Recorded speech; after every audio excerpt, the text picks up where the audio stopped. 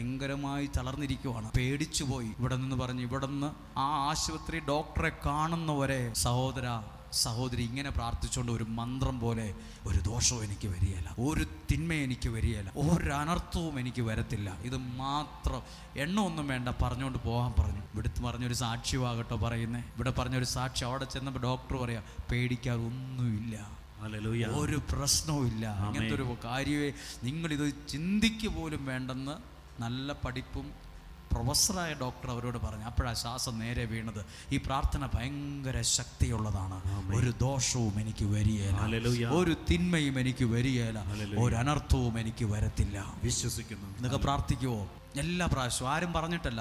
വണ്ടി ഓടിക്കുമ്പോഴാണെങ്കിലും ഇതൊന്ന് പ്രാർത്ഥിച്ചു പോക്കും, അല്ലെങ്കിൽ ബിസിനസ് ചെയ്യുമ്പോഴും പ്രാർത്ഥിച്ചു പോകും, ഒരു നല്ല കാര്യത്തിന് പോകുമ്പോഴും ഇത് ഒരു ദോഷവും എനിക്ക് വരികയില്ല, ഒരു തിന്മ എനിക്ക് വരികയില്ല, ഒരു അനർത്ഥവും എൻ്റെ പിള്ളേർക്ക് വരികയില്ല. അതൊരു ഭയങ്കര ശക്തിയുള്ള പ്രാർത്ഥനയാണ്.